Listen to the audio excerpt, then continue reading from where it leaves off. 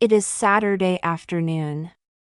Martin and his sister Pam are in Cambridge for the day. They are looking at the beautiful old buildings of this university city. Pam has a camera with her. She likes taking photos and sometimes they are very good. But sometimes they are not very good and Martin laughs at them. It is 5 o'clock. Pam and Martin are going home now. They are tired after their long day. They are in the garden near the bus station. "Let's have a last photo of you," says Pam. "Oh no, not again," says Martin. "Come on," says Pam. "It's the last one. I want to finish the film in my camera." "Oh, all right," says Martin. He stands in front of the flowers. "Look at me," says Pam and takes a photo. A man with a big rucksack on his back walks between Pam and Martin. "Oh no," says Pam. "Now I've got a picture of that man, not of you, Martin." The man looks at Pam. He is angry.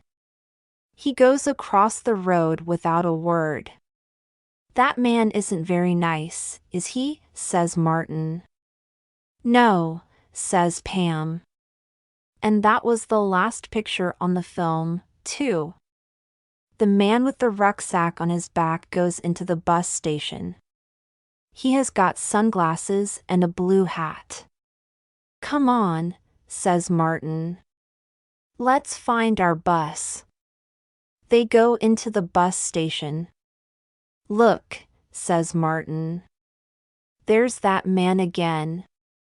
He's getting into that bus. He's going to Aberdeen. That's in Scotland." "Good," says Pam. "Far from here and far from me." She is angry with the man. 3 days later, on Tuesday, Pam has got her photos from the shop. "Look at these," she says to Martin. "They're the photos of us in Cambridge." "Oh, these are all very good," says Martin. "But not this last one," says Pam. "Look, it's that man with the rucksack." In the photo, the man is in front of Martin.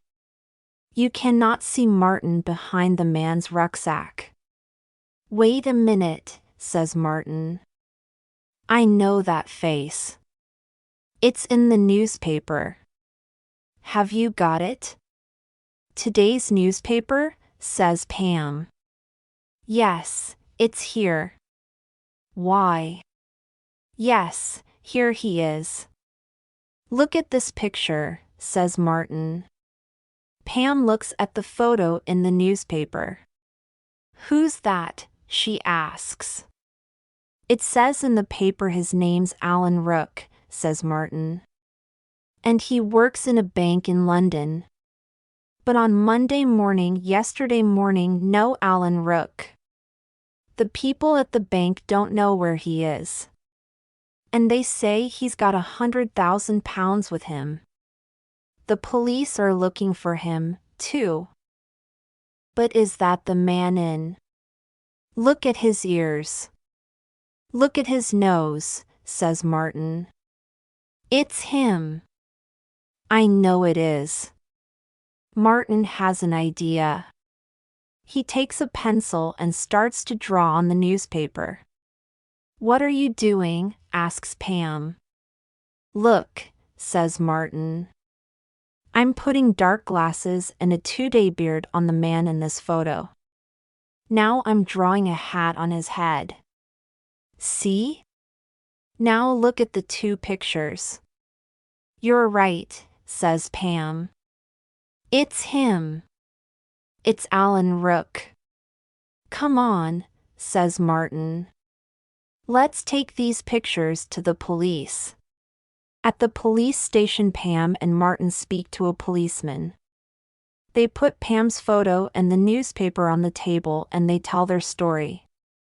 "That's Alan Rook," says the policeman. in Cambridge at 5 o'clock on Saturday. The big question is, where is he now?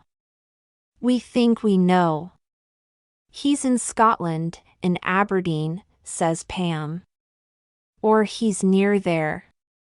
They tell the policeman about the man and the bus to Aberdeen. He's got a rucksack and a tent on his back in the photo, says the policeman. He isn't living in a hotel. He's camping. If we're lucky, he's still in Scotland.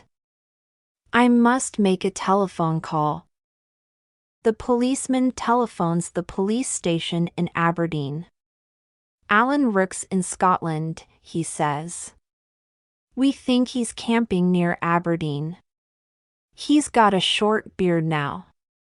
The next day, the police in Aberdeen find Alan Rook in a tent in the mountains near Aberdeen.